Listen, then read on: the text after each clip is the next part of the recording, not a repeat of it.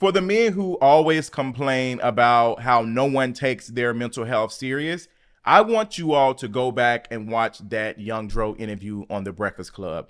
I want you to watch it, and I want you to tell me who advocated for him in that moment. Out of all of those men who sat there and let their foolishness carry on, there was only one person who stood up for him, and that was a black woman. Y'all got to do better, or it will be y'all undoing. Let's talk about it. Y'all already know what time it is. I got the black V-neck on.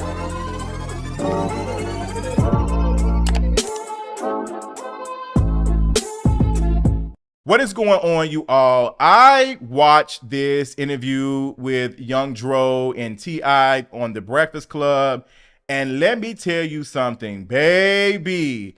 I recognized it as soon as it happened. Like, you had Young Dro sitting down talking about his experience of dealing with drugs and overdosing, and how T.I.'s son had to give him CPR, and how his daughter also had a experience of overdosing as well. You have him telling this traumatic story, and one of the people from their entourage, T.I.'s entourage, was sitting back. I think he's a comedian or whatever, and he was sitting back and he was just laughing. Like, he was laughing.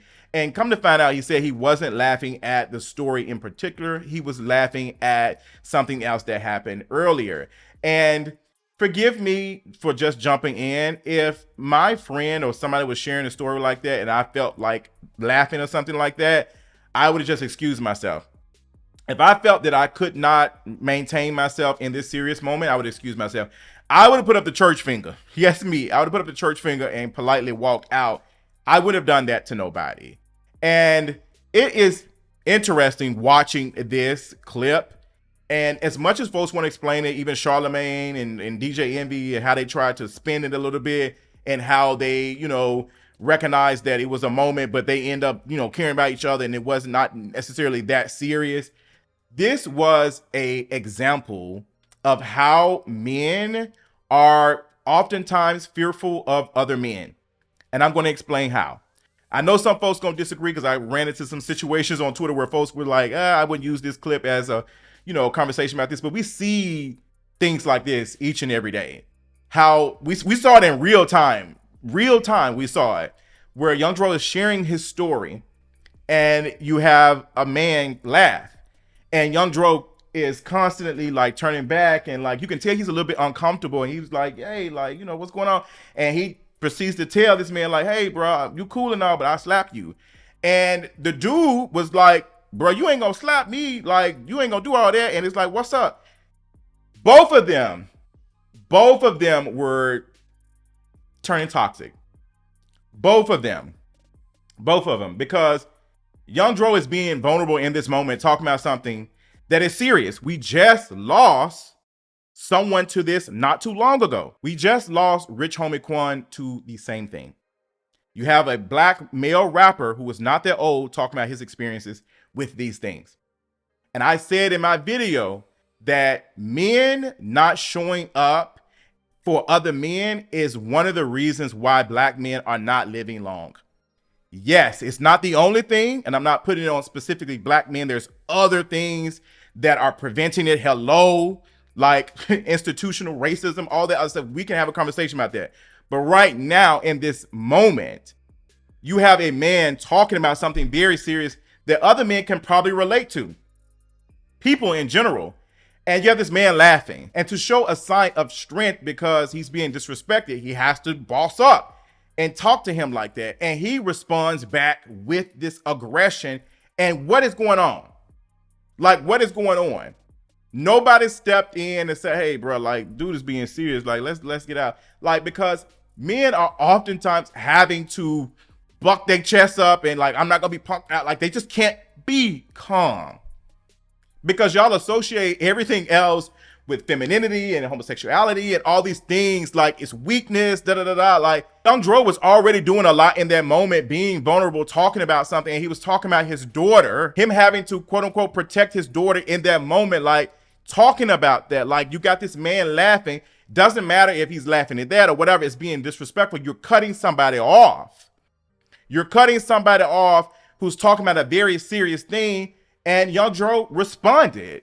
Like, he responded. Now, he could have done it in a better way, but to me, this is just an example of how, like, men are oftentimes, like the conversation goes, are fearful of other men.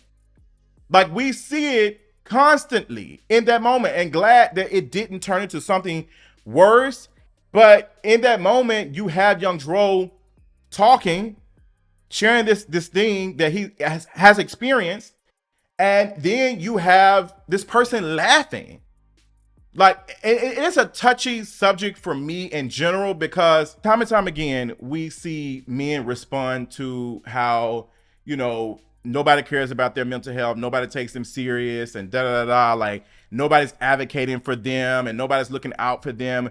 Whenever a conversation is happening about, you know, black women and mental health and all this, like, what about black men? What about black men? It's just like, hey, if we're being honest, a lot of black women are already doing their work and not being paid for it. They are your mothers, they are your girlfriends, your wives and stuff, like, holding things for you. Like, they're also making sure y'all get to the doctor and y'all take care of yourselves. Like, they're doing that work already. Y'all are not doing that work with each other. And the things that y'all uphold with each other really do not do anything other than keep y'all surviving to a certain degree. But it's like, y'all have men around y'all, surrounded by all these men, and yet you don't even feel comfortable sharing a traumatic situation like that, like you overdosing. Like, you can't even share that. The fact that he does not feel comfortable sharing that, the fact that he does not feel comfortable, it's already a lot. These are supposed to be your partners, your brothers. Y'all can go out and do everything else together. Y'all can go out and do all these other things. But in moments like this, like, y'all can't show up and advocate for each other. And I'm not saying all black men are like this, but it's enough of y'all that are not holding each other accountable and showing up for each other that it's showing. I know some black men who are looking out for their folks and all the other stuff, but it's a lot of y'all who are not, because y'all are worried about other things. So this stuck out to me so much because, again, Rich Homie Quan just passed away from this. Like, the autopsy came back, and that's what they said, you know, caused his passing. And if men were more supportive and being there for their, like, friends in more ways than just one, we wouldn't have to lose so many of these folks to these things. Like, we really need to think about that. Yes, again, that's not the only thing that is causing, you know, the passing of, like, young black men or black folks in general. Like, it's not the only thing, but when it comes to men, some of these things, a lot of these things that we're seeing are preventable. Y'all toxicity is really the thing that is keeping y'all from living long lives. Now, I'm not saying that black men just came out of nowhere. I'm not saying that it's something that, you know, they just created. It is something that's created from a lot of things that are tied to whiteness, period, colonialism, all of these things. But we got to do a better job of showing up and stopping this cycle for continuing on within ourselves. Like, this man was sharing his story, and as a friend or whatever, even if you did not know this person, you should have recognized, like, hey, this ain't about me. Like, let me go to the back. Let me give this man his respect. Like, y'all talking about, like, all this dapping up and all this stuff. This was a moment of that. And the fact that it didn't connect, like, it could have easily been, you know what, you have every right to be mad. Like, I'm laughing. I apologize. Like, I apologize. But he couldn't do that because he would have been seen as weak. Because Young Dro still apologized for that situation. And then T.I. having to step up and be the man and say, hey, like, we coming here, we all came together, we all leaving together. We ain't gonna have no mess, we ain't gonna have this. Only thing we ain't gonna do is be broke together. T.I., you just won a settlement not too long ago, child. Like, be calm. Because ain't no telling what lawsuit's gonna come for you and your wife next week. Exactly. But again, like, black men, if y'all are around, y'all seem to care about y'all homeboys so much. More than y'all do about y'all baby mamas, y'all wives, and y'all girlfriends and stuff. Like, that's the running joke, is that y'all don't ever want to be around y'all girlfriends, y'all wives, and y'all baby mamas, and all these things. Like, y'all partners got y'all bros up. Like, there's a reason why y'all say these things. And yet we're seeing y'all go through so many things that are preventable, where it's like, where are your friends at? And men have shared these stories so many times of, like, experiencing situations where men didn't show up. I remember there was a tweet that went viral where this man said that he had a birthday party or a birthday dinner somewhere with his partners, and the men didn't show up, and he stopped talking to him. He's like, none of them wished him a happy birthday. Like, for some of these men, it's like, even wishing somebody a happy birthday is too feminine, it's too girly, it's too that. Like, again, like, all these things that y'all associate, like, girl, y'all can't even smoke hookah. And then y'all want to blame women for upholding these things. And yes, there are some women who do make jokes about men doing this, or, oh, a man who do this, or drink lemonade, or eat a corn dog, Like, yes, there are some women who do it. It's not enough to make a difference, though, because y'all are still upholding it. So y'all trying to blame women when there's a lot of women who do not believe in this stuff. Like, y'all are out here making it seem as though women run y'all, and they don't. If that's the case, patriarchy doesn't exist. And there's some folks who feel like black men don't benefit from patriarchy, and I'm just like, I don't know what to tell you on that, because I do think they do to a certain degree. But in this moment, like, we're seeing in live form, live action, like, this happening. Like, and we want to, some folks will call it an end moment, but it's, it's not a specific thing to black men. Let me say that. It's not a specific thing to black men. And even us trying to have a conversation and educate black men in situations like this, unfortunately, we have to collar y'all because of how y'all feel about being talked to. Like, y'all have to be coddled and eased in when we're explaining things, because a lot of y'all are not listening to understand, y'all listening to respond. Like, y'all are not trying to take any type of accountability how y'all can be showing up better. Like, this is what's going on. Like, this is what's going on. Like, a situation like that should have never been caused for. It should have never happened. Like, it never should have happened. And it should have been immediate, where somebody like, hey, like, my bad, bro, I'm a lead. But he felt like he had to boss up and, perform this level of masculinity to make it seem like, oh, you ain't gonna slap me. You ain't gonna slap me. We ain't gonna do all that. It's like, you were just laughing at, he just told you that you were laughing. He was talking about his daughter overdosing, potentially could have passed away. Like, it was so bad for him that he had to receive CPR from T.I.'s son. And he said his chest was hurting afterwards. Like, CPR is damaging on the chest. Like, it's very damaging on the chest. And him having multiple events of this and talking about his daughter too is just, because we losing y'all. But we losing y'all if y'all are not getting into treatment for whatever. Y'all not going to the doctor. Y'all are not seeking therapy. Y'all are not even trying to be a better partner to y'all lovers. Like, y'all are not trying to be a better parent. Not all of y'all, but a lot of y'all are not trying to do these things. Y'all are upset at women for requiring money to take care of the child that y'all had together. Like, no accountability. And there is no need for it, because y'all benefit from this system.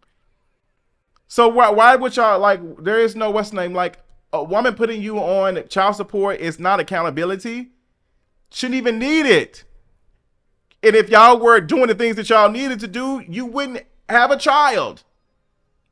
Like, but y'all are not doing that. And we see that even with the conversation with the S worker, what's his name? Third Gucci leg or whatever. Like, I'm not saying his name, where, there's been ignorant conversations about, like, sexual health, like, very ignorant conversations about these things.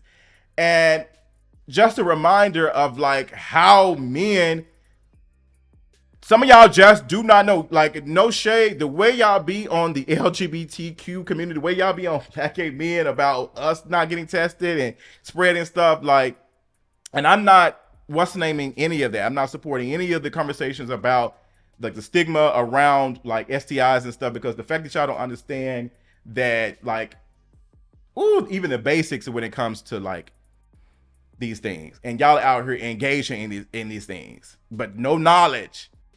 It's just, I don't know, like, is going to get tested week 2? Like, what is that? Like, what are these things? Because, like, I don't hear this when it comes to women. Women be in there. They be in the gynecologists. They be doing what they need to do, even when it is, you know, hard for them to get into access and to get into care and stuff. They're still doing it because the ones who can, like, there's ones who cannot because of access and all the other stuff. And healthcare should be a right for everybody, point blank period, no matter how much money you make. You know, black men need to be advocating for that to be put into Harris's plan instead of cryptocurrency and loans. But that's another conversation I'm gonna be talking about on Patreon, child. Woo, Lord. But that's all I got. I just wanted us to talk, and I know I don't have that many heterosexual black men who watch. A lot of y'all girls, y'all wives, they watch me. And I hope this reaches you all, and you all do a better job of showing up for y'all, like, male friends. Like, I know I try to do the best I can. You know, even, you know, gay or heterosexual or whatever. Like, we as black men need to do a better job of showing up for our other black brothers. Period.